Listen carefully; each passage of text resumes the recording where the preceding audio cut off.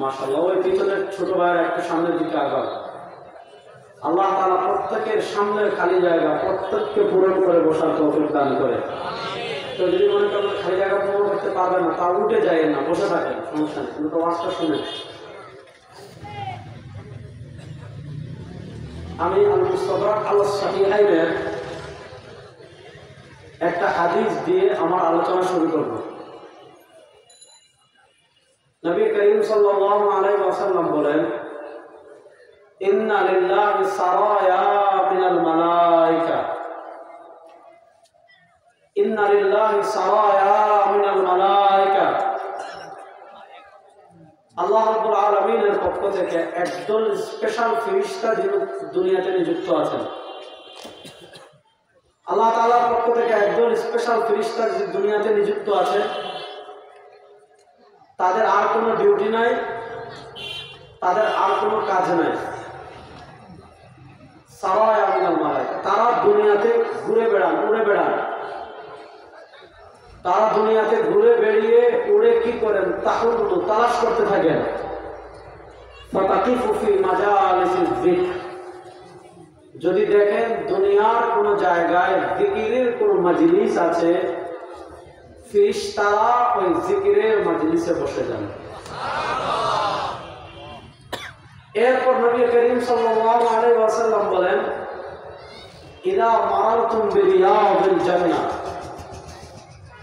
দুনিয়াতে আপনি কোথাও হাঁটছেন, দুনিয়াতে আপনি কোথাও চলছেন, দুনিয়াতে আপনি কোথাও ঘুরছেন, দুনিয়াতে আপনি কোথাও খাচ্ছেন, ইদা মারারতুম বিরিয়াদিল জান্নাহ, দুনিয়াতে আপনার চলার পথে, আসার পথে, যাওয়ার পথে, হাঁটার পথে, নবী করিম সাল্লাল্লাহু আলাইহি ওয়াসাল্লাম বলেন, দুনিয়াতে তোমার চলার পথে, আসার পথে, যাওয়ার পথে, হাঁটার পথে কোন জায়গায় যদি দেখো জান্নাতের বাগান সাজানো, নবী করিম সাল্লাল্লাহু আলাইহি ওয়াসাল্লাম বলেন, ফারতাউ,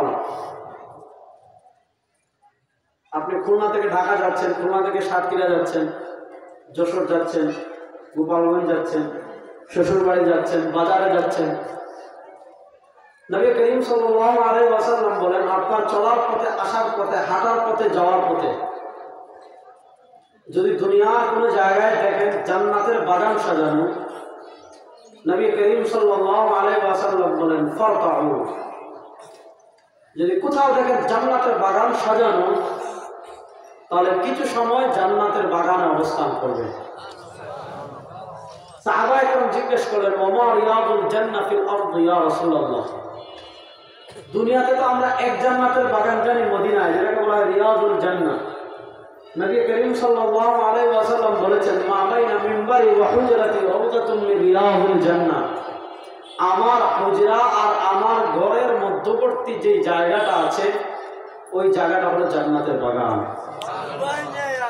সাহাবায়ে কেরাম বলেন, ওমা রিয়াদুল জান্নাহ ফিল আরদি ইয়া রাসূলুল্লাহ, আমরা এক জান্নাতের বাগান জানি মদিনায়, কিন্তু খুলনা গায়ে করে আবার জান্নাতের বাগান কোনটা? খুলনাতে আবার জান্নাতের বাগান কোনটা? বাংলাদেশে আবার জান্নাতের বাগান কোনটা? সিলেটে আবার জান্নাতের বাগান কোনটা? ওমা রিয়াদুল জান্নাহ ফিল আরদি ইয়া রাসূলুল্লাহ, ও আল্লাহর নবী, দুনিয়াতে আবার জান্নাতের বাগান কোনটা? আল্লাহ নবী সাল্লাল্লাহু আলাইহি ওয়াসাল্লাম জবাব দিচ্ছেন, খিলাফুদ যিকর, আল্লাহর কোন বান্দারা যদি কোথাও হালকায় জিকিরের হালকা করে, আল্লাহর কোন বান্দারা যদি কোনো জায়গায় আল্লাহর জিকির করার জন্য একত্রিত হয়, তাদের উপরে থাকবে সামিয়ানা, তাদের নিচে থাকবে চাটাই, হয়তো দামি এসি থাকবে না, দামি খাবার থাকবে না, কিন্তু মর্যাদার দিক থেকে আল্লাহ তাআলা এই জায়গাকে জান্নাতের বাগান বানিয়ে দেন। আমি আপনাদের সামনে খুব লম্বা আলাপ করতে পারবো না, খুব লম্বা আলাপ করার মতো ফিটনেস এখন আমার নাই। সংক্ষিপ্ত কয়েকটা কথা আপনাদের সামনে পেশ করব। এক নম্বর কথা হলো, আমাদের পরিচয় আমরা মুসলিম, আমাদের পরিচয় আমরা, দেখেন আমরা যে মুসলমান, এটা আমাদের কপালে লিখে নেই। যারা হিন্দু তাদের কপালে লেখা নাই হিন্দু, যারা বৌদ্ধ তাদের কপালে লেখা নাই বৌদ্ধ। দেখতে সবাই মানুষ, আমার ধরতে হাত লাগে তাদেরও হাত লাগে, আমার খেতে মুখ লাগে তাদেরও মুখ লাগে, আমার দেখতে চোখ লাগে, তাদেরও চোখ লাগে, আমার হাঁটতে পা লাগে, তাদেরও পা লাগে। কারো ধর্মের পরিচয় মানুষের কপালে লেখা নাই, আমার খিদে লাগে, তাদেরও লাগে। আমারও জৈবিক চাহিদা পূর্ণ করতে হয়, তারও করতে হয়। আমিও হাসি কান্না পাই, সেও হাসি কান্না পায়। নবী করিম সাল্লাল্লাহু আলাইহি ওয়াসাল্লাম এই যে আমাদের পার্থক্যের সীমারেখা হলো, দেখতে সবাই মানুষের, কিন্তু পার্থক্যের সীমারেখা কেন এসেছে?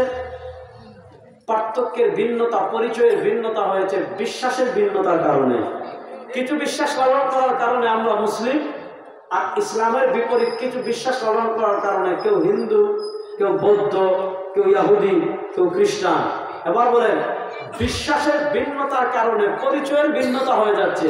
বিশ্বাসের ভিন্নতার কারণে আমরা মুসলিম, আবার বিশ্বাসের ভিন্নতার কারণে কেউ কাফের, বিশ্বাসের ভিন্নতার কারণে কেউ মুশরিক, বিশ্বাসের ভিন্নতার কারণে কেউ হিন্দু, বিশ্বাসের ভিন্নতার কারণে কেউ ইহুদি, বিশ্বাসের ভিন্নতার কারণে কেউ খ্রিস্টান, বিশ্বাসের ভিন্নতার কারণে কেউ মুসলিম। তাহলে বলেন যে বিশ্বাসের ভিন্নতার কারণে মানুষের পরিচয়ের ভিন্নতা হয়ে যায়, সেই বিশ্বাসের গুরুত্ব ইসলামে আছে না নাই? বিশ্বাসকে আরবিতে বলে আকীদা। বলেন, বিশ্বাসকে আরবিতে বলে আকীদা। আসেন, নাস্তিকতাবাদ আর আমাদের পার্থক্যের জায়গাটা কোথায়? যারা নাস্তিক আর যারা আস্তিক, নাস্তিক আর আস্তিকের পার্থক্যের জায়গাটা কোথায়? আমাদের একটা মৌলিক থিম হলো আমরা পরকাল, মৃত্যুর পরের পরকাল আমরা বিশ্বাস করি কি করি না? বলেন না, পরকাল আমরা বিশ্বাস করি কি করি না? আমরা বিশ্বাস করি যে আসমান, এই যে জমিন, এই যে চন্দ্র, এই যে সূর্য, এই যে গ্রহ, এই যে নক্ষত্র, আমরা বিশ্বাস করি কুল্লু শাইইন হালিক ইল্লা ওয়াজহা। আল্লাহ তাআলা কোরআনের দুই জায়গায় বলেছেন, আল্লাহ তাআলা সূরাতুল কাসাসে বলেছেন, আল্লাহ তাআলা সূরাতুর রহমানে বলেছেন। আল্লাহ বলেন কুল্লু শাইইন হালিক ইল্লা ওয়াজহা। ইমাম বুখারী ব্যাখ্যা করেছেন আয় মুলকা, আসমান, জমিন, চন্দ্র, সূর্য, গ্রহ, নক্ষত্র, পাহাড়, সমুদ্র সব ধ্বংস হয়ে যাবে। ইল্লা ওয়াজহা আর ইল্লা মুলকা, সব ধ্বংস হয়ে যাবে, রাজত্ব থাকবে একমাত্র কার? বলেন, রাজত্ব থাকবে একমাত্র কার? বলেন, রাজত্ব থাকবে একমাত্র কার? আমরা বিশ্বাস করি আসমান একদিন থাকবে না। আপনি কোরআন খুললে কোরআনের পাতায় পাতায় পাবেন ইদাস সামাউ শাক্কাত, ইদাস সামাউ ফাতারাত। আপনি কোরআনে পাবেন আল কারিআ, মাল কারিআ, ওয়া মা আদরাকা মাল কারিআ, ইয়াওমা ইয়াকুনুন নাস কাল ফারাশিল মাবসুস।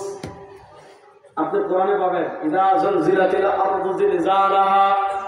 আপনি কোরআনে পাবেন ওয়া ইদাল বিহারু ফুজ্জিরাত ওয়া ইদাল বিহারু সুজ্জিরাত। আপনি কোরআনে পাবেন আম্মা ইয়াতাসাআলুন। আপনি কোরআনে পাবেন ইদা ওয়াকাতিল ওয়াকিআ। আমরা বিশ্বাস করি আসমান, জমিন, চন্দ্র, সূর্য, গ্রহ, নক্ষত্র কিছুই থাকবে না, সব ধ্বংস হয়ে যাবে। ক্ষমতা কারো চিরদিন থাকবে না, ক্ষমতার বড়াই করা যাবে না, ক্ষমতার দম্ভ করা যাবে না।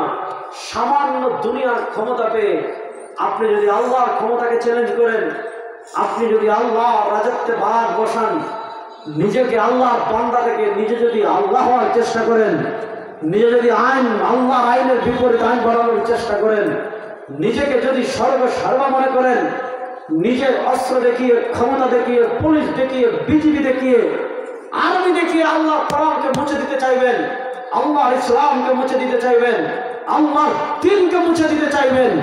1400 বছরের ইতিহাস বলে কোরআনকে যারা রাষ্ট্র ক্ষমতা দিয়ে মুছে দিতে চেয়েছে তারাই মুছে দিয়েছে। কোরআন আছে, ছিল, থাকবে ইনশাআল্লাহ।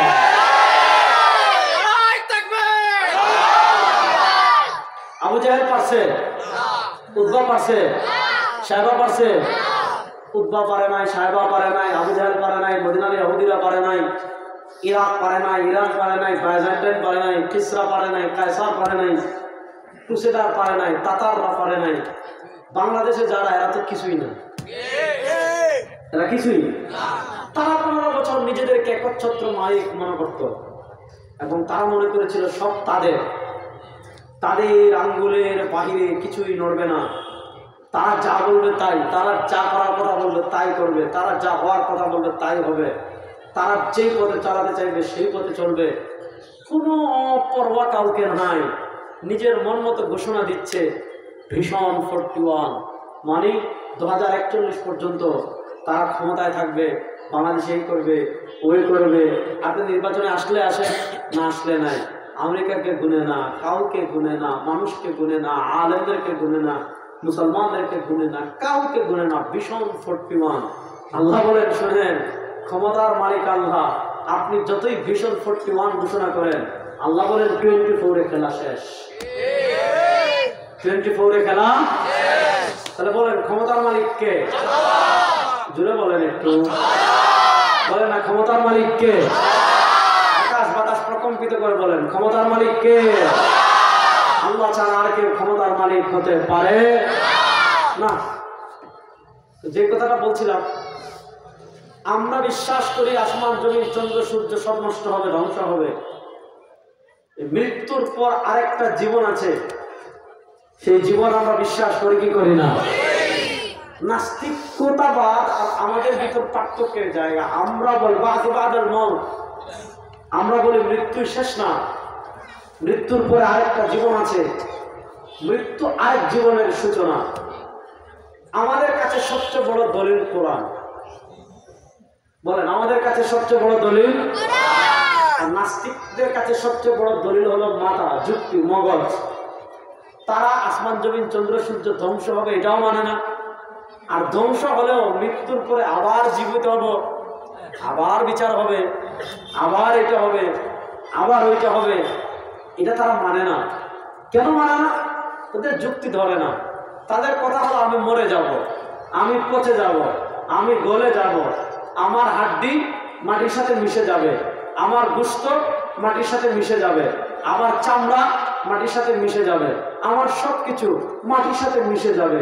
আমি কবরে 400 বছর, 500 বছর, 600 বছর, 700 বছর। একজন মানুষ নূহ আলাইহিস সালামের যুগে যারা মারা গিয়েছে, শীষের যুগে যারা মারা গিয়েছে, মূসার যুগে যারা মারা গিয়েছে, দাউদের যুগে যারা মারা গিয়েছে, সুলাইমানের যুগে যারা মারা গিয়েছে, আইয়ুবের যুগে যারা মারা গিয়েছে, তারা 400, 500, 600, 700, 800 বছর সব মাটির সাথে, তাদের গোশত নাই, চর্বি নাই, হাড্ডি নাই, কিচ্ছু নাই, সব মাটির সাথে মিশে গিয়েছে। এবার তাদের কথা হলো আরেকজন মানুষের সবকিছু মাটির সাথে মিশে গিয়েছে, সে আবার উঠবে, বিচার হবে, জান্নাতে যাবে, জাহান্নামে যাবে। এটা তারা মানে না। কেন? তাদের যুক্তি ধরে না। আমরা বলি যেখানে যুক্তি শেষ ওখানে কোরআনের খেলা শুরু, যেখানে বিজ্ঞান শেষ ওখানে কোরআনের খেলা শুরু। আমরা বিশ্বাস করি কেন? আল্লাহ কোরআন আমাদেরকে বলেছে, আল্লাহ তাআলা সূরাতুল হজ্জের 5 নম্বর আয়াতে বলেছেন, ইয়া আইয়ুহান নাস। আল্লাহ তাআলা দুনিয়ার তামাম মানুষদেরকে বলেছেন, আল্লাহ তাআলা যেমন মুমিনদেরকে বলেছেন, আল্লাহ তাআলা তেমন মুশরিকদেরকে বলেছেন, আল্লাহ তাআলা তেমন বেঈমানদেরকে বলেছেন, আল্লাহ তাআলা তেমন কাফেরদেরকে বলেছেন, আল্লাহ তাআলা মুশরিক, বেঈমান, কাফের সবাইকে উদ্দেশ্য করে বলেছেন, ইন কুনতুম ফি রাইবিন মিনাল বাস, ইন কুনতুম ফি রাইবিন মিনাল বাস। শুনো, পুনরুত্থান নিয়ে যদি তোমাদের সামান্য পরিমাণ সন্দেহ থাকে, আমি মাটির সাথে মিশে গেলে আল্লাহ আবার আমাকে কেমনে সৃষ্টি করবেন? আমি মাটির সাথে মিশে গেলে আমার গোশত, চর্বি, চামড়া, হাড্ডি সব মাটির সাথে মিশে যাওয়ার পর আল্লাহ আবার আমাকে কেমনে সৃষ্টি করবেন? আল্লাহ আবার কেমনে আমাকে উঠাবেন? আল্লাহ আবার কেমনে আমাকে তৈরি করবেন? আল্লাহ বলেন, ইন কুনতুম ফি রাইবিন মিনাল বাস। শুনো আমার উম্মাহ, পুনরুত্থান নিয়ে যদি তোমাদের সামান্য পরিমাণ সন্দেহ থাকে, ফা ইন্না খালাকনাকুম মিন তুরাব। তোমরা দুনিয়াতে ছিল না, তোমার বাপ দাদা 14 গোষ্ঠী দুনিয়াতে কেউ ছিল না। আল্লাহ বলেন, ফাইন্না খালাকনাকুম মিন তুরাব। শোনো, আমি তোমাদেরকে সামান্য মাটি থেকে সৃষ্টি করতে পেরেছি।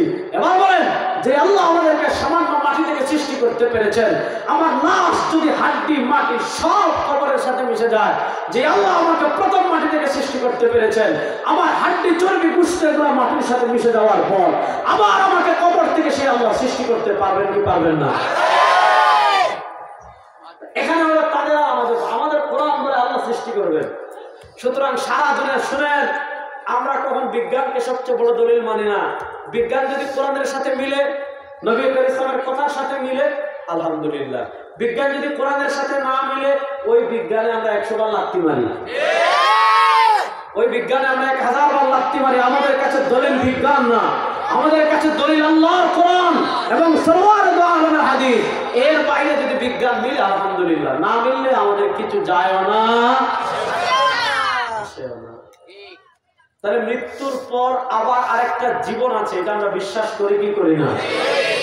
মৃত্যুর পরের জীবনের দুইটা পথ।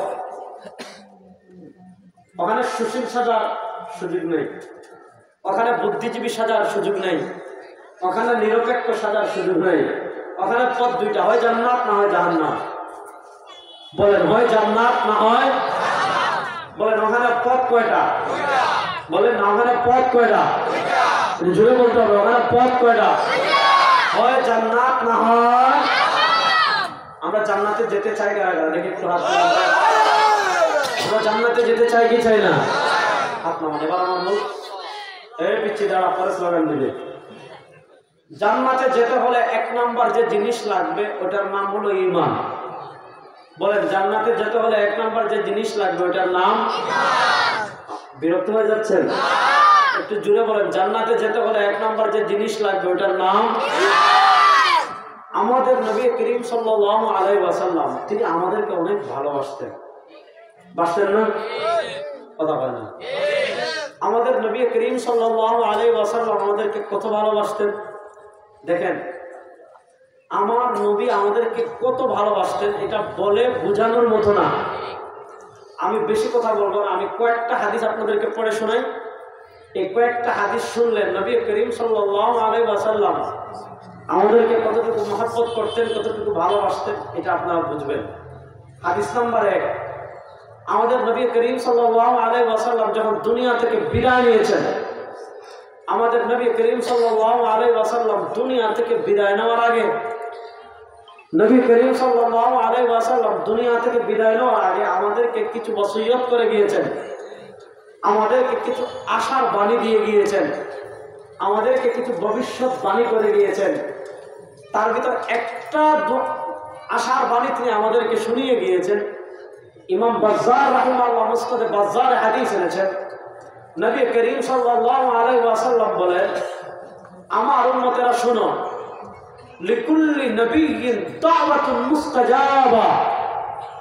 আল্লাহ তাআলা দুনিয়াতে যত নবী পাঠিয়েছেন, আল্লাহ তাআলা দুনিয়াতে যত রাসূল পাঠিয়েছেন, লিকুল্লি নবিয়্যিন দাওয়াতুন মুস্তাজাবা, সব নবীকে, সব রাসূলকে আল্লাহ তাআলা দুনিয়াতে একটা অফার দিয়েছেন।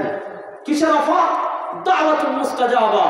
আল্লাহ তাআলা দুনিয়াতে যত নবী পাঠিয়েছেন, আল্লাহ তাআলা দুনিয়াতে যত রাসূল পাঠিয়েছেন, সব নবীকে, সব রাসূলকে আল্লাহ তাআলা দুনিয়াতে একটা অফার দিয়েছেন।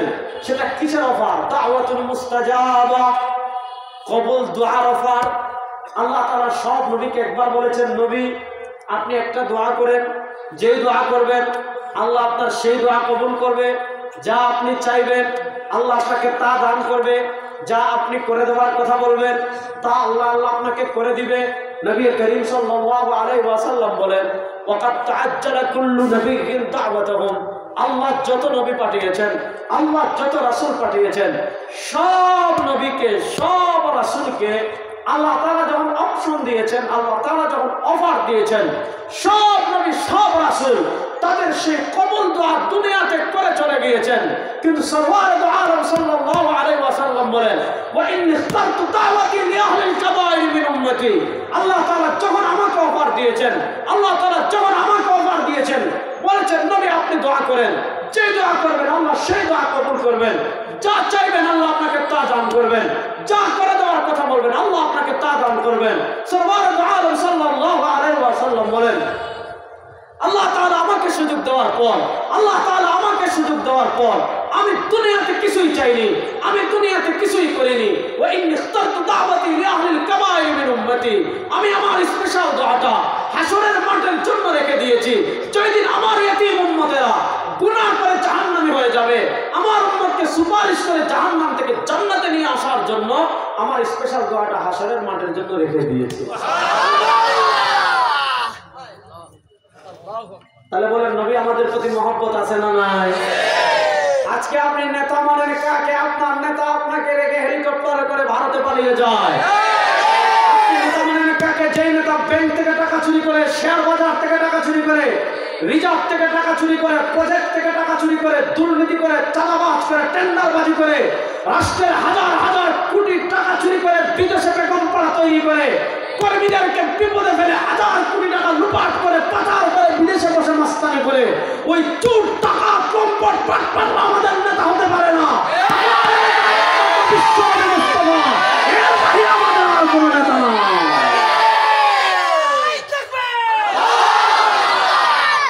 কথা ভালো করে বুঝেন, কোন চোর বাটপার কখনো আমাদের নেতা হতে পারে আর আসতে বলে অথচ আমার নেতা মুহাম্মদুর রাসূলুল্লাহ দুনিয়াতে আমাদেরকে বলেননি, বলছেন আমার নবী এত নামাজ রোজা কাদের জন্য করেছেন? আমাদের জন্য। আমার নবী আমাদেরকে বলে গিয়েছেন আমার নবী কতটুকু মহব্বত করতেন শুনেন। আম্মা জান আয়েশা রাদিয়াল্লাহু তাআলা আনহা বলেন لما رأيت رسول الله صلى الله عليه وسلم حالة طيب আম্মা জান আয়েশা রাদিয়াল্লাহু তাআলা আনহা বলেন যেদিন দেখতাম নবী করিম সাল্লাল্লাহু আলাইহি ওয়াসাল্লামের মনটা একটু ভালো, যেদিন দেখতাম নবী করিম সাল্লাল্লাহু আলাইহি ওয়াসাল্লাম আজকে একটু হাসি খুশি, আম্মা জান আয়েশা বলেন আমি গিয়ে নবী করিম সাল্লাল্লাহু আলাইহি ওয়াসাল্লামকে বলতাম ইস্তাগফির লি ইনদা রাব্বিক ইয়া রাসূলুল্লাহ, আমি আয়েশার জন্য একটু দোয়া করেন তো আল্লাহর কাছে। আম্মা জান আয়েশা রাদিয়াল্লাহু তাআলা আনহা যখন নবী করিম সাল্লাল্লাহু আলাইহি ওয়াসাল্লামের কাছে বলতেন ইয়া রাসূলুল্লাহ আমার জন্য একটু আল্লাহর কাছে দোয়া করেন, আল্লাহর নবী দোয়া করতেন আল্লাহুম্মা ইগফির লি আয়েশা মা তাকাদ্দামা মিন যামবিহা ওয়া মা তাআখার, আল্লাহুম্মা ইগফির লি আয়েশা মা তাকাদ্দামা মিন যামবিহা ওয়া মা তাআখার। আয় আল্লাহ আপনার বান্দি আয়েশা যত গুনাহ আগে করেছে, আয় আল্লাহ আপনার বান্দি আয়েশা যত গুনাহ সামনে করবে তার সব গুনাহ মাফ করে দেন। আম্মা জান আয়েশা রাদিয়াল্লাহু তাআলা আনহার জন্য নবী রাসূল যখন এই দোয়া করতেন, আম্মা জান আয়েশা জানেন বন্দুকের গুলি মিস হতে পারে, আম্মা জান আয়েশা জানেন তীরন্দাজের তীর মিস হতে পারে, কিন্তু সরওয়ার দো আলম সাল্লাল্লাহু আলাইহি ওয়াসাল্লামের কোন দোয়া আল্লাহ কখনো খালি হাতে ফিরিয়ে দিতে পারেন না। আম্মা জান আয়েশা রাদিয়াল্লাহু তাআলা যখন দোয়া করতেন, আম্মা জান আয়েশার জন্য নবী করিম সাল্লাল্লাহু আলাইহি ওয়াসাল্লাম যখন দোয়া করতেন, আম্মা জান আয়েশা খুশি হয়ে যেতেন। আল্লাহ নবী বলেন ও আয়েশা তোমার জন্য মাত্র একবার খুশি হয়ে দোয়া করেছি, তুমি খুশি হয়ে যাচ্ছ। শোনো আয়েশা, ইন্নী আদউ লি উম্মতি ফি দুবুরি কুল্লি সালাত, ও আয়েশা যেই দোয়াটা আমি তোমার জন্য একবার করেছি, আমার যে এতিম উম্মত 1400 বছর পরে দুনিয়াতে আসবে তাদের জন্য প্রত্যেক নামাজে আমি এই দোয়া করি। তাহলে আমাদের নবী আমাদেরকে মহব্বত করতেন কি করতেন না? আমাদের নবী আমাদেরকে কতটুকু মহব্বত করতেন? ইমাম বুখারী, ইমাম মুসলিম রাহিমাহুল্লাহ মুসলিম শরীফের কিতাবুল ঈমানের বাবুশ শাফাআহ হাদিস এনেছেন। আল্লাহ তাআলা কিয়ামতের দিন ডাক দিবেন আনাল মালিকাল ইয়াউম, আজকের দিনের মালিক আমি, আজকের দিনের বাদশা আমি। আইনা মুলুকুল হে দুনিয়ার বাদশারা, ওই নমরুদ, ফেরাউন, আবু জাহেল, উতবা, শায়বা, রাবিআ, ডোনাল্ড ট্রাম্প, হাসিনা, মোদি, আইনা মুলুকুল দুনিয়াতে যারা সামান্য ক্ষমতা পেয়ে, তাও বৈধ পথে না অবৈধ পথে, রাতের দিনের ভোট রাতে করে, দুনিয়াতে সামান্য ক্ষমতা পেয়ে যারা বাহাদুরি করেছিল, দুনিয়াতে সামান্য ক্ষমতা পেয়ে যারা রব হয়ে গিয়েছিল, আল্লাহ তাআলা ডাক দিবেন আইনা মুলুকুল আরদ, হে পৃথিবীর বাদশারা কে কোথায়? আচ্ছা বলেন আল্লাহ যখন ডাক দিবেন জবাব দেওয়ার সাহস কেউ করবে? বলেন আল্লাহ যখন ডাক দিবেন জবাব দেওয়ার সাহস কেউ করবে? ওই সময় মুসা কালিমুল্লাহ, ইব্রাহিম খলিলুল্লাহ, ঈসা রূহুল্লাহ সব নবীরা নিজেকে নিয়ে ব্যস্ত হয়ে যাবেন। সব নবীরা নিজেকে নিয়ে ব্যস্ত হয়ে যাবেন, শুধু একজন মানুষ ওই দিন আছেন, যখন দেখবেন আল্লাহ ডাকছেন হাসরের মাঠ পেরেশান, উম্মাহ পেরেশান, এই উম্মার কোনো আশ্রয়ের জায়গা নাই। সরওয়ারে দু আলম সাল্লাল্লাহু আলাইহি ওয়াসাল্লাম সহিহ মুসলিমের হাদিসে বলেন, ফাখিরু সাজিদান ওয়া আহমাদুল্লাহ বিমাহামিদিহি, আমি যখন হাসরের মাঠে অসহায় অবস্থায় আমার উম্মাকে দেখব, আমি যখন দেখবো আমার উম্মাহ জাহান্নামে চলে যাচ্ছে, সরওয়ারে দু আলম সাল্লাল্লাহু আলাইহি ওয়াসাল্লাম বলেন, ফাখিরু সাজিদান ওয়া আহমাদুল্লাহ বিমাহামিদিহি, আমি আল্লাহ তাআলার আরশের নিচে সিজদায় পড়ে এমন ভাবে আল্লাহর প্রশংসা করতে থাকবো, আল্লাহ তাআলার রহমতের সাগরে জুস এসে যাবে। আল্লাহ তাআলার রহমতের সাগরে যখন জুস এসে যাবে, আল্লাহ তাআলা বলবেন, ইয়া মুহাম্মদ ইরফা রাসাক ওয়াসাল তু'তা ওয়াশফা তুশফা। আল্লাহ বলবেন, ও মুহাম্মদ সাল্লাল্লাহু আলাইহি ওয়াসাল্লাম ইরফা রাসাক, আপনি মাথা তুলুন, সাল তু'তা, আপনি চান, আপনি যা চাইবেন আল্লাহ আপনাকে তা দান করবেন। ওয়াশফা তুশফা, নবী আপনার সাথে না আমার দুনিয়াতে একটা অফার বাকি ছিল, নবী আপনার সাথে না দুনিয়াতে আমার একটা চুক্তি বাকি ছিল, আপনার সাথে না দুনিয়াতে আমার একটা দোয়া বাকি ছিল। ওয়াশফা তুশফা, হাবিব আজকে সেই দোয়া কবুল করার সময় চলে আসছে, আজকে সেই অফার পূর্ণ করার সময় চলে আসছে। ওয়াশফা তুশফা, হাবিব আপনি সুপারিশ করেন, আপনি যাদের জন্য সুপারিশ করবেন আল্লাহ আপনার সুপারিশ কবুল করে তাদের সবাইকে আজকে জাহান্নাম থেকে মুক্তি দিয়ে দিবেন। আল্লাহ বলবেন, ওয়াশফা তুশফা, নবী আপনি সুপারিশ করেন, তুশফা আপনি যাদের জন্য সুপারিশ করবেন আল্লাহ তাদের সুপারিশ কবুল করবেন। আমার নবী তার বাপের জন্য সুপারিশ করবেন না, আমার নবী তার দাদার জন্য সুপারিশ করবেন না, আমার নবী তার চাচার জন্য সুপারিশ করবেন না, মায়ের জন্য না, কুরাইশের জন্য না। হাবিব বলবেন, ইয়া রাব্বি উম্মতি, আল্লাহ আমার ইতিম উম্মত জাহান্নামে চলে যাচ্ছে, আল্লাহ আমার ইতিম উম্মতকে জাহান্নামে রেখে আমি হাবিব জান্নাতে যাব না। আমার নবীকে আল্লাহ যখন সুপারিশ করার অপশন দিবেন, নবী সুপারিশ করে করে করে করে করে করে করে করে জাহান্নাম থেকে বের করে নিয়ে আসবেন। সর্বশেষ আল্লাহ তাআলা তার হাবিবকে বলবেন, হাবিব উখরুজ মান কানা ফি কলবিহি মিসকালু হাববাতিন মিন খারদালিন মিন ঈমান, উখরুজ মান কানা ফি কলবিহি মিসকালু হাববাতিন মিন খারদালিন মিন ঈমান। ও আমার হাবিব, আপনার যে ইতিম উম্মতের অন্তরে সরষের দানা পরিমাণ ঈমান আছে, দেখা যাচ্ছে তার গুনাহ পাহাড় পরিমাণ, তার গুনাহ আসমান পরিমাণ, তার গুনাহ সমুদ্র পরিমাণ, কিন্তু ওই আসমান পরিমাণ গুনার নিচে দেখা যায় জীবনে একবার পড়েছিল লা ইলাহা ইল্লাল্লাহ, বলেন না জীবনে একবার পড়েছিল লা ইলাহা ইল্লাল্লাহ। আল্লাহ বলবেন, মান কানা ফি কলবিহি মিসকালু হাববাতিন মিন খারদালিন মিন ঈমান, মান কানা ফি কলবিহি মিসকালু হাববাতিন মিন খারদালিন মিন ঈমান। ও হাবিব, আপনার যে ইতিম উম্মতের অন্তরে সরিষার দানা পরিমাণ ঈমান আছে তাকে জাহান্নাম থেকে বের করে জান্নাতে নিয়ে আসেন।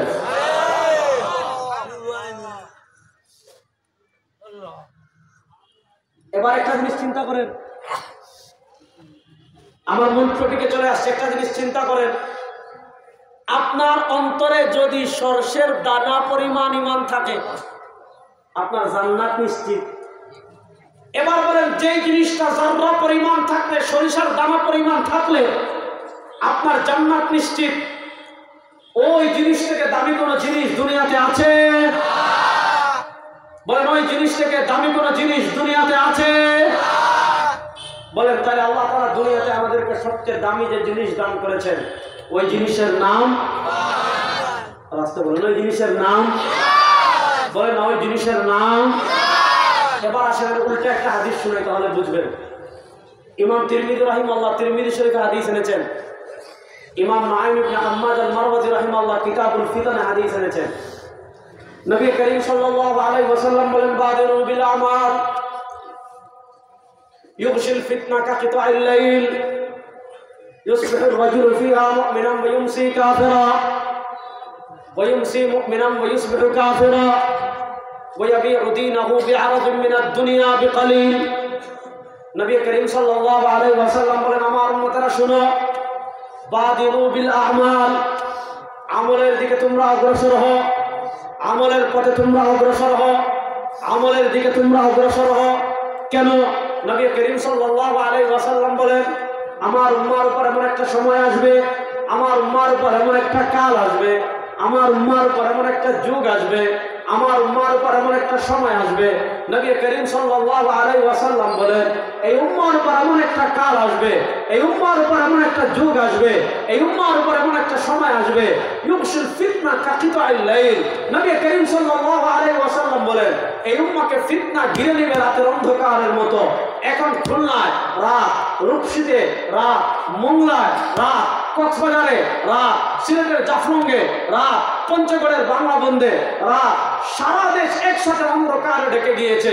নবী করিম সাল্লাল্লাহু আলাইহি ওয়াসাল্লাম বলেন আমার উম্মার উপর এমন একটা সময় আসবে, আমার উম্মার উপর এমন একটা কাল আসবে, আমার উম্মার উপর এমন একটা যুগ আসবে, ইউকশিল ফিতনা কাকিতাইল লাইল।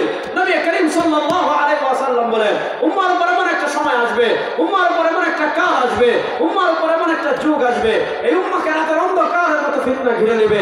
আর যখন এই উম্মাকে রাতের অন্ধকারের মতো ফিতনা ঘিরে নেবে তখন এই উম্মার অবস্থা কেমন হবে? নবী করিম সাল্লাল্লাহু আলাইহি ওয়াসাল্লাম বলেন ইউসবিহু রাজুলু ফিহা মুমিনা ওয়া ইউমসি কাফিরা ওয়া ইউমসি মুমিনা ওয়া ইউসবিহু কাফিরা।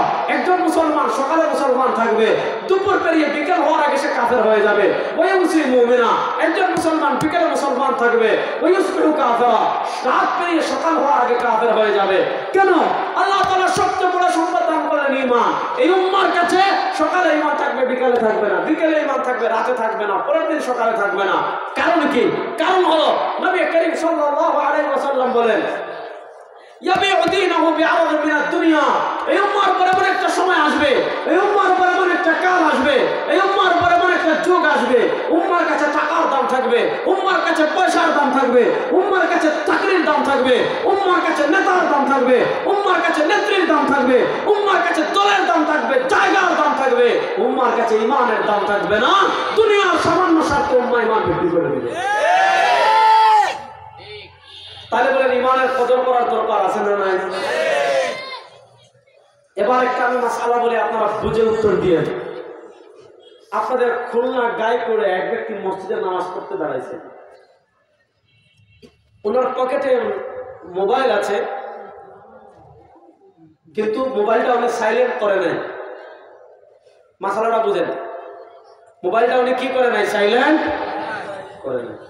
এখন আল্লাহু আকবার বলে নামাজটা শুরু করেছে, আল্লাহু আকবার বলে নামাজ শুরু করার সাথে সাথে ওর ফোন বাজা শুরু হয়েছে। একবার বাজে, দুইবার বাজে, একবার বাজে কেটে দে, আবার বাজে কেটে দে, আবার বাজে কেটে দে, আবার বাজে কেটে দে। দ্বিতীয় রাকাতে বেচারা ত্যক্ত বিরক্ত হয়ে গেছে, তৃতীয় রাকাতে আরো ত্যক্ত বিরক্ত হয়ে গেছে। কিন্তু যে ফোন দিচ্ছে, ফোন দিচ্ছে তো দিচ্ছে, দিচ্ছে তো দিচ্ছে, দিচ্ছে তো দিচ্ছে, কাটাকাটি নেই। একবার কাছে আবার দিচ্ছে। বেচারা তৃতীয় রাকাতে বিরক্ত হয়ে ফোনটা ধরে বলছে ভাই তুমি কি বুঝো না কেটে দিচ্ছি মিয়া, নামাজ পড়তেছি, 3টা রাকাত শেষ, 1টা রাকাত বাকি আছে, রাখো মিয়া, নামাজ শেষ করে ফোন করে আসছি। নামাজ আছে না গেছে? বলে নামাজ আছে না গেছে? তাহলে বোঝা গেল নামাজ অবস্থায় কিছু কাজ করলে নামাজ থাকে না। এক ব্যক্তি ওযু করে মাটি কাটছে, প্রচন্ড ঘেমেছে, এরপর এমন একটা রুমে ঢুকছে যেখানে এয়ার কন্ডিশন লাগানো। এবার বলেন এরপরে সে কি করছে? হেলান দিয়ে ঘুমাই গেছে। ওযু করে কেউ যদি হেলান দিয়ে ঘুমায়, ওযু আছে না গেছে? রোজা রেখে এক ব্যক্তির প্রচন্ড পিপাসা লাগছে, সে রোজার কথা জানে, জানার পর পানি খাইছে, রোজা আছে না গেছে? তাহলে বোঝা গেল নামাজ অবস্থায় কিছু কাজ করলে নামাজ থাকে না, রোজা অবস্থায় কিছু কাজ করলে রোজা থাকে না, ওযু অবস্থায় কিছু কাজ করলে ওযু থাকে না। এই রোজা অবস্থায় যে কাজ করলে রোজা থাকে না এগুলা রোজা ভঙ্গের কারণ। ওযু অবস্থায় যে কাজ করলে ওযু থাকে না এগুলো ওযু ভঙ্গের কারণ। নামাজ অবস্থায় যে কাজ করলে নামাজ ভঙ্গের থাকে না এগুলো নামাজ ভঙ্গের কারণ। ও মুসলমান, নামাজ ভঙ্গের যেমন কারণ আছে, রোজা ভঙ্গের যেমন কারণ আছে, ওযু ভঙ্গের যেমন কারণ আছে, হজ ভঙ্গের যেমন কারণ আছে, বিবাহ ভঙ্গের যেমন কারণ আছে, ঈমান ভঙ্গের কারণ আছে না নাই? আজকে এই উম্মার অবস্থা, উম্মা নামাজ ভঙ্গের কারণ জানে, রোজা ভঙ্গের কারণ জানে, হজ ভঙ্গের কারণ জানে, কিন্তু আজকে উম্মা ঈমান ভঙ্গের কারণ জানে না। বলেন উম্মা ঈমান ভঙ্গের কারণ জানে না। আজকে আমি ঈমান ভঙ্গের একটা কারণ বলে আজকে আপনাদের থেকে বিদায় নেব। আসেন, ঈমান ভঙ্গের 1 নম্বর কারণ হলো শিরক। বলেন ঈমান ভঙ্গের 1 নম্বর কারণ হলো শিরক। আমার সাথে কথা বলতে হবে। ঈমান ভঙ্গের 1 নম্বর কারণ হলো শিরক। আল্লাহ তাআলা কোরআনে বলেছেন ইন্নাল্লাহা লা ইয়াগফিরু আন ইউশরাকা বিহি ওয়া ইয়াগফিরু মা দুনা যালিকা লিমান ইয়াশা। আল্লাহ তাআলা শিরিক ছাড়া যত গুনাহ করবেন আল্লাহ তাআলা চাইলে তওবা ছাড়াও মাফ করে দিবেন। ওয়াগফিরু মা দুনা যালিকা লিমান ইয়াশা। শিরিক ছাড়া যত গুনাহ আছে আল্লাহ তাআলা চাইলে তওবা ছাড়াও মাফ করে দিবেন। কিন্তু কেউ যদি একবার শিরিক করে কেউ যদি একবার শিরিক করে পুনরায় কালেমা পড়ে মুসলমান হওয়ার আগ পর্যন্ত আল্লাহ তাআলা শিরিকের গুনাহ কখনো মাফ করেন না। নবী করিম সাল্লাল্লাহু আলাইহি ওয়াসাল্লামকে সাহাবায়ে কেরাম রিদওয়ানুল্লাহি আলাইহিম জিজ্ঞাসা করেছেন, আইয়ু যামবি আযম ইয়া রাসূলুল্লাহ, ওগো আল্লাহর নবী বলুন তো দুনিয়াতে কোন গুনাহটা সবচেয়ে বড় গুনাহ? আইয়ু যামবি আযম ইয়া রাসূলুল্লাহ, ওগো আল্লাহর নবী আপনি বলুন তো দুনিয়াতে কোন গুনাহ সবচেয়ে বড় গুনাহ? নবী করিম সাল্লাল্লাহু আলাইহি ওয়াসাল্লাম জবাব দিচ্ছেন, আন তাজআলা লিল্লাহি নিদ্দান ওয়া হুয়া খালাকাক, আন তাজআলা লিল্লাহি নিদ্দান ওয়া হুয়া খালাকাক, আন তাজআলা লিল্লাহি নিদ্দান ওয়া হুয়া খালাকাক। দুনিয়াতে সবচেয়ে বড় গুনাহ হলো তুমি আল্লাহর সাথে কাউকে শরীক করা, ওয়া হুয়া খালাকাক, অথচ তোমাকে সৃষ্টি করেছেন কে? আল্লাহ। শিরকের অনেক প্রকার জানেন, আজকে আমি আধুনিক একটা শিরকের কথা বলবো। আচ্ছা বলেন তো আমাদের রব কে? আল্লাহ। মুসলমান রে আল্লাহর নাম কত আসতে বলেন না? আমাদের রব কে? আল্লাহ। আল্লাহ তাআলা আমার এই ভাইকে সুস্থতা দান করুন, আমিন। আল্লাহ তাআলা আমাদের মতো জবান দেন তাকে দান করেন, পড়ে না আমিন। বলেন আমাদের রব কে? আল্লাহ। হাত তুলে বলেন আমাদের রব কে? আল্লাহ। আমাদের রব কে? আল্লাহ। এবার আসেন আমরা রব মানি আল্লাহকে। আলহামদুলিল্লাহি রাব্বিল আলামিন। বলেন আলহামদুলিল্লাহি রাব্বিল আলামিন।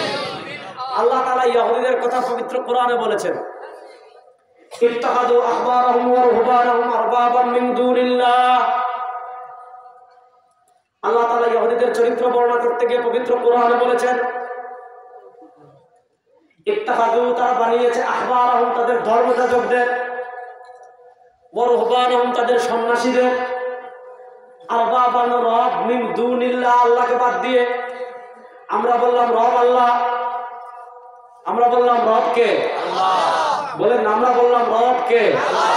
আল্লাহ তাআলা ইহুদিদের চরিত্র বর্ণনা করতে গিয়ে বলেন, ইত্তাখাযু আহবারাহুম ইহুদিরা তাদের ধর্মযাজকদের, ওয়া রুহবানাহুম ইহুদিরা তাদের সন্ন্যাসীদের কি বানিয়েছে? আরবাবান রব বানিয়েছে। কাকে বাদ দিয়ে? মিন দুনিল্লাহ আল্লাহকে বাদ দিয়ে। দেখেন আমরা হাতিম তার কথা শুনি, তিনি নবী আকরাম সাল্লাল্লাহু আলাইহি ওয়াসাল্লামের যুগ পাননি, আগেই মারা গিয়েছেন। তার ছেলে ছিলেন হযরত আদী ইবনে হাতিম, তিনি নবী আকরাম সাল্লাল্লাহু আলাইহি ওয়াসাল্লাম যুগ পেয়েছেন। যেহেতু তার বাবা অনেক দানশীল ছিলেন, যার কারণে নবী আকরাম সাল্লাল্লাহু আলাইহি ওয়াসাল্লাম আদী ইবনে হাতিমকে অনেক মহব্বত করতেন। আদী ইবনে হাতিম ইহুদিদের পণ্ডিত ব্যক্তিত্ব ছিলেন, আদী ইবনে হাতিম ইহুদিদের আলেম ছিলেন। আল্লাহ তাআলা কোরআনে যখন এই আয়াত নাযিল করলেন, ইত্তাখাযু আহবারাহুম ওয়া রুহবানাহুম আরবাবাম মিন দুনিল্লাহ, ইহুদিরা আল্লাহকে বাদ দিয়ে রব বানিয়েছে ধর্মযাজকদের, মানে যারা চার্চে থাকে, যারা গির্জায় থাকে। যেমন আমাদের মসজিদের ইমাম আর তাদের ধর্মযাজক। আমাদের মসজিদের ইমামরা থাকে মসজিদে, আর ইহুদিদেররা থাকে চার্চে, খ্রিস্টানদেররা থাকে গির্জায়, হিন্দুদেররা থাকে মন্দিরে। তো আল্লাহ তাআলা বলেন তাদের গির্জায় যারা থাকে, তাদের চার্চে যারা থাকে, তাদেরকে তারা রব বানিয়েছে আল্লাহকে বাদ দিয়ে। আল্লাহ তাআলা যখন এই আয়াত নাযিল করলেন, হযরত আদী ইবনে হাতিম রাদিয়াল্লাহু তাআলা আনহু, হযরত আদী ইবনে হাতিম রাদিয়াল্লাহু তাআলা আনহু দৌড় দিয়ে নবী করিম সাল্লাল্লাহু আলাইহি ওয়াসাল্লামের কাছে আসলেন। আয়েশা বলেন, ইয়া রাসূলুল্লাহ এই আয়াতটা বুঝলাম না, আমরা তো ধর্মযাজকদের সিজদা করিনি, আমরা তো ধর্মযাজকদের ইবাদত করিনি, আমরা তো সন্ন্যাসীদের ইবাদত করিনি, আমরা সন্ন্যাসীদেরকে সিজদা করিনি, তাহলে তাদেরকে রব মানলাম কেমনে? যদি রব মানতাম তাদেরকে সিজদা করতাম, যদি রব মানতাম তাদের ইবাদত করতাম, যদি রব মানতাম তাদেরকে সিজদা করতাম, যদি রব মানতাম তাদেরকে ইবাদত করতাম। তাদের ইবাদত করলাম না, তাদেরকে সিজদাও দিলাম না, সিজদাও দিলাম না, ইবাদত করলাম না, রব মানলাম কেমনে?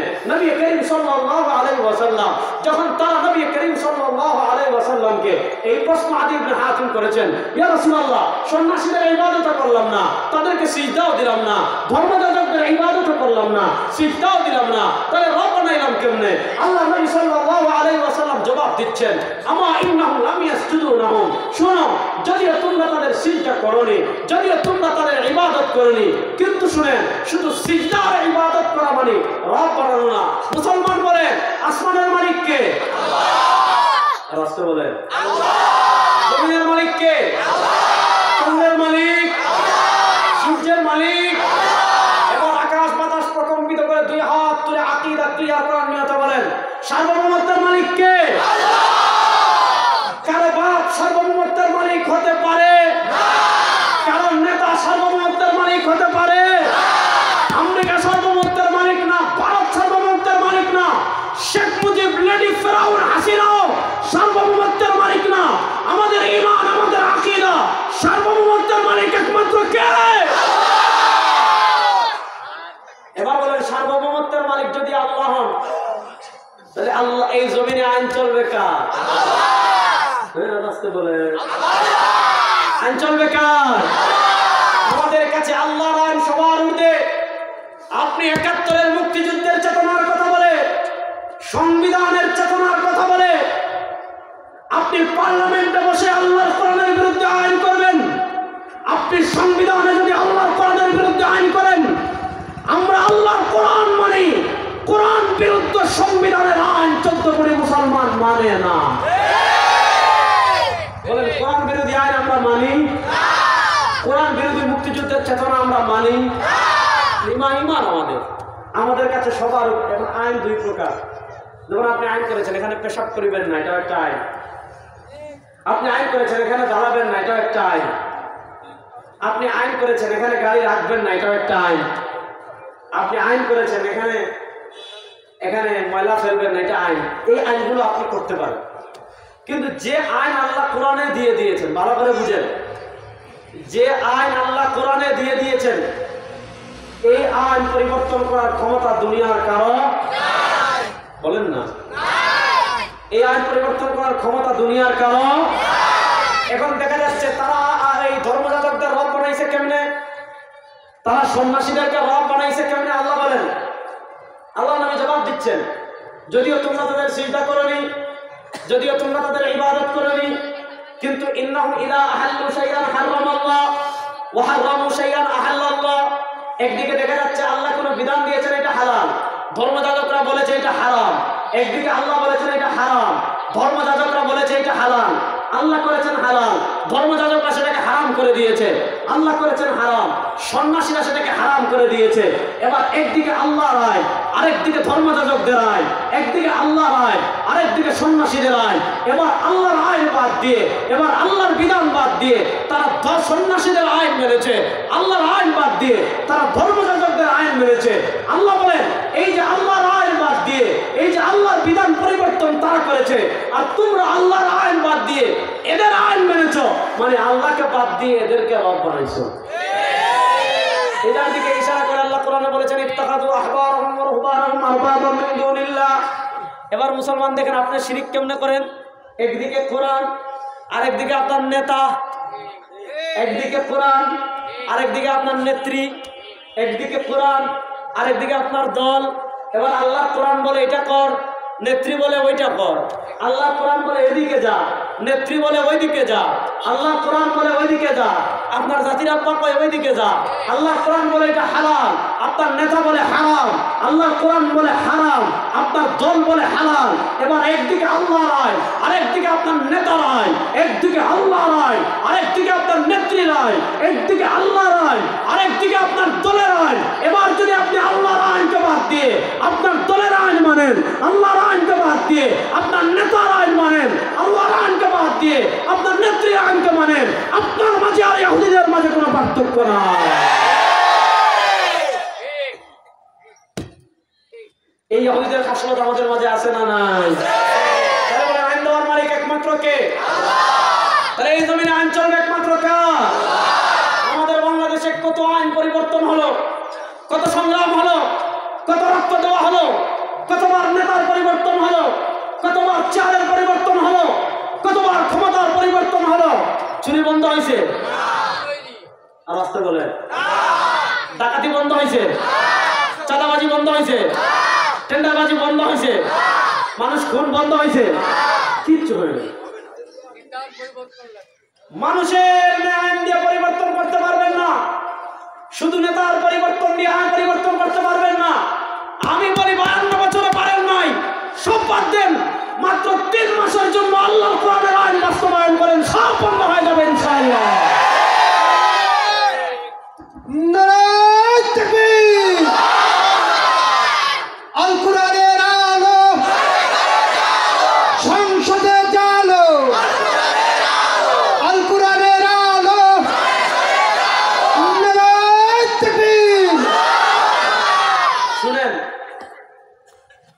এই যে আমাদের দেশ থেকে কত টাকা চুরি হয়েছে গত 15 বছর, আপনি হিসাব করতে পারবেন?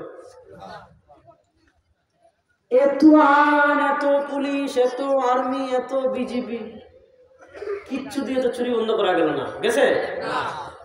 আপনি খালি ইসলামের আইনটা 3 মাসের জন্য বাস্তবায়ন করেন, যে চুরির বাচ্চারা চুরি করবে, ইসলাম বলেছে চুরি করলে হাত কবজি পর্যন্ত কেটে ফেলে দাও, শেষ। এখন আপনি নেতা হয়ে চুরি করবেন, ইসলাম বলে কবজি পর্যন্ত হাত কাটো। কর্মীরা যখন আপনার পিছনে স্লোগান দেওয়ার জন্য আসবে যে অমুক ভাইয়ের চরিত্র ফুলের মতো পবিত্র, আচ্ছা যখন দেখবেন নেতার হাত নাই, তখন বুঝবে এটা নেতা না সুর। দেখেন ইসলাম চুরের শাস্তি দিছে, থাবড়া হয় না, যে থাবড়াও। যদি বলতে থাবড়া, তো আপনি 20টা থাপ্পড় দিয়েছেন, 100টা থাপ্পড় দিয়েছেন, দাঁত মুখ একটু ফুলবে, ব্যথা হবে না, পাখাইলে ঠিক হয়ে যাবে, শেষ। আপনি তারে লাঠি দিয়ে পিটাবেন, 100টা পিটাইলে কি হবে? হাত মুখ ভাঙবে, হাঁটিটাটি ভাঙবে, টাকা চুরি করবে 1 কোটি টাকা, হাসপাতালে গিয়ে 5 লাখ টাকা দিয়ে চিকিৎসা করে সুস্থ হয়ে যাবে, সমস্যা কি? আপনি জেলে দিবেন, আমাদের দেশের জেলের যে অবস্থা, চুর হয়ে যদি ঢুকে ডাকাত হয়ে বের হয়, ডাকাত হয়ে যদি ঢুকে সন্ত্রাস হয়ে বের হয়, সন্ত্রাস হয়ে যদি ঢুকে মাফিয়া হয়ে বের হয়, আর মাফিয়া হয়ে যদি ঢুকে আওয়ামী লীগ হয়ে বের হয়।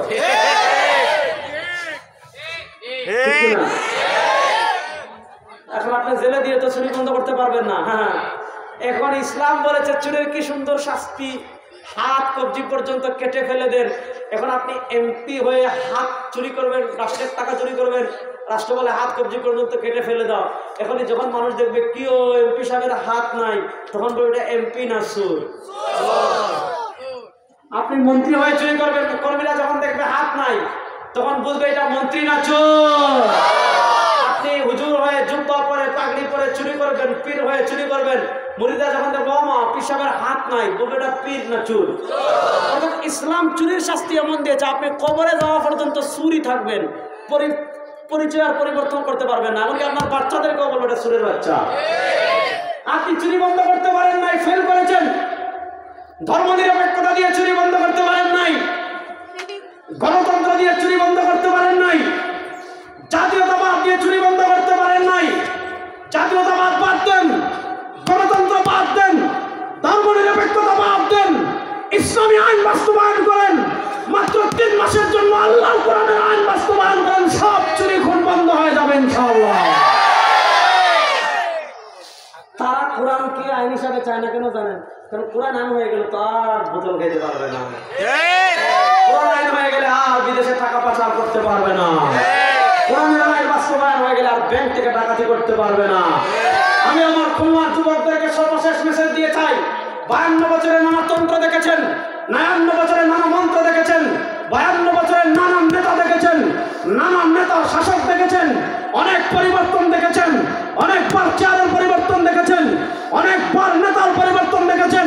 ভাগ্যের পরিবর্তন হয় নাই, খুন বন্ধ হয় নাই, চাঁদাবাজি বন্ধ হয় নাই, টেন্ডারবাজি বন্ধ হয় নাই। এবার একবার পরীক্ষামূলক ইসলামকে রাষ্ট্র ক্ষমতায় নেওয়ার জন্য, কোরআনকে রাষ্ট্র ক্ষমতায় নেওয়ার জন্য প্রস্তুত আছেন না?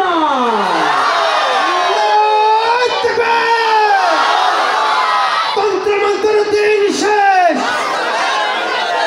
ইসলামের বাংলাদেশ, নবীর পরে নবী নাই, সংসদে আইন চাই, নবী নাই।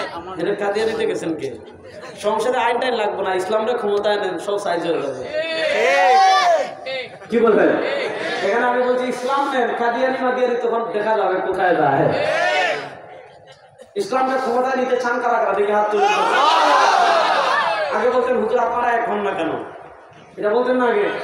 আচ্ছা এখন যদি সব ইসলামী দল, সব ইসলামী রাজনীতিবিদ ঐক্যবদ্ধ হয়ে আপনাদেরকে ডাক দেন যে একবার আমাদেরকে সুযোগ দেন, দেখি তো কোরআনকে একটু ক্ষমতায় নেই, দেখি তো খুন বন্ধ করতে পারি কিনা, চাঁদাবাজি বন্ধ করতে পারি কিনা, টেন্ডারবাজি বন্ধ করতে পারি কিনা। ইসলাম ক্ষমতায় গেলে ভারতের গুন্ডা এই দেশে আর চলবে না। ভারত যদি হাত বাড়ায়, হাত কেটে কাছের সাথে ঝুলানোর জন্য খুলনার যুবকরা প্রস্তুত আছো? ভারতের গুন্ডামি বাংলাদেশে আর চলতে দেওয়া হবে না, হবে না। এবার সব ইসলামী রাজনীতিবিদ ঐক্যবদ্ধ হয়ে যদি একবার ডাক দেয়, একবার সুযোগ দেন ইসলামকে ক্ষমতায় নেওয়ার, মাঠে থাকবেন তো ইনশাআল্লাহ? দেখি কারা কারা থাকবেন, দেখি একটু হাত তুলেন তো। আল্লাহ তাআলা ইসলামের পক্ষে মেহনত করার তৌফিক আমাদেরকে দান করেন। আল্লাহ বাংলাদেশের দিন বিজয়ের মেহনত করার তৌফিক আমাদের সবাইকে দান করেন। আমরা যে কথাগুলো বললাম আমাকে আপনাকে সবাইকে আমল করার তৌফিক দান করেন। আমিন। আসাবতু ফামিনাল্লাহ ওয়া ইন আখতাতু ফামিন্নি ওয়া মিনাশ শাইতান। সুবহানাকাল্লাহুম্মা চলো 20